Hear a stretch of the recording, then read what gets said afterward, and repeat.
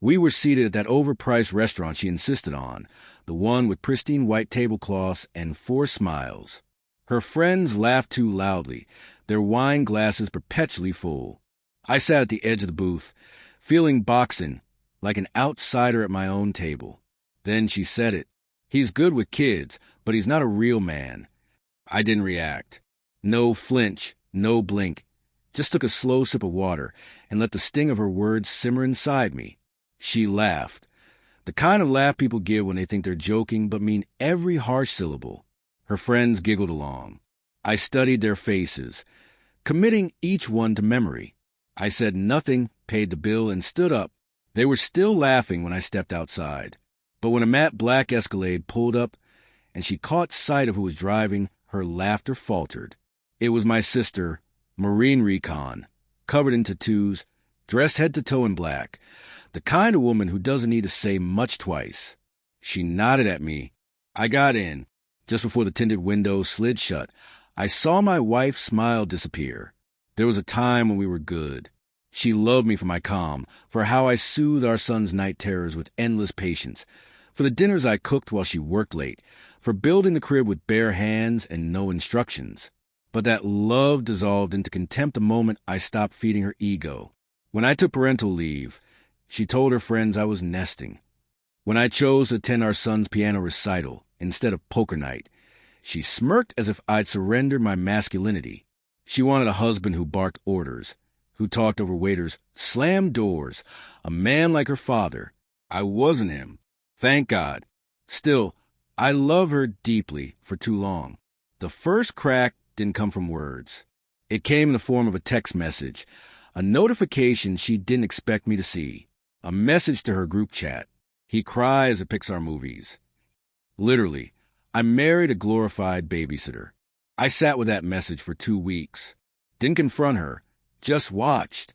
Watched how she talked over me when I shared ideas.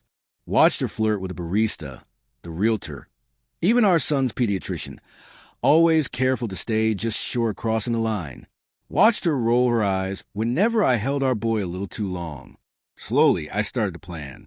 My first move was to vanish in place, pulling back just enough. No fights, no tears, just distance. She didn't notice.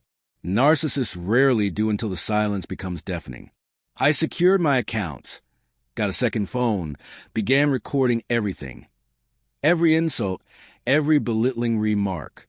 Every time she called me too soft in front of our son, I met with a lawyer, a quiet woman with sharp eyes and zero tolerance for bullies. Together, we built a file, screenshots, bank statements, therapist notes on her emotional instability. Everything airtight. Then came the nanny cam, hidden in the nursery. Not for our son, but for her. 1 month in, I had footage of her bringing a coworker home late at night, drunk, shirt undone halfway. She tucked our son in with lipstick on her collar. I didn't confront her. Instead, I started cooking for 2 again, smiled more, held her hand, the way you do before an execution. She thought I'd moved on. Truth was, I had, just not the way she imagined. The dinner with her friends was my final test. I knew she'd say something cruel. She always did when surrounded by that pack of hyenas. But I needed them to hear it too, to see who she really was. When she said it, not a real man, I stood, paid the bill, and walked away, leaving her with the silence she deserved. Then the Escalade arrived, and everything began to unravel. She came home to an empty closet. I took my clothes, my journals, our son's keepsakes. Left her the furniture. She called 20 times. I answered on the 21st. Where are you? Somewhere peaceful. You took him. He asked to come with me. She screamed, called me names, threatened court. I told her to check her email. Inside was a custody petition, the footage, the text, a character witness list, a psychological profile from a mutual therapist, and one last attachment, a resignation letter from her boss, who'd stepped down after I sent a compilation of their late-night rendezvous, dates, times, locations included.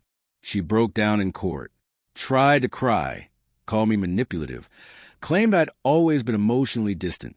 But the judge saw the footage, heard the audio, read her text aloud with a deadpan, devastating tone. The ruling was in my favor. Full custody. House awarded to me. Alimony denied. She didn't speak. Just sat there, mascara streaked, breathing through clenched teeth. The payoff came slowly.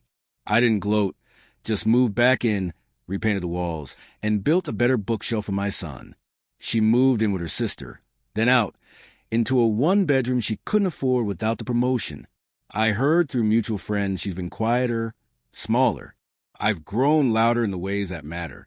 My son sleeps peacefully now, eats better, smiles more. Sometimes, while walking the park, he hugs me out of nowhere. And I wonder how many men would trade their pride for this kind of peace. Because I didn't raise my voice. I didn't need to. I just watched, listened, and waited. And when the time came, I let her speak first. The world heard her. Then I made sure it listened to me. Silence isn't weakness. It's where strategy breathes.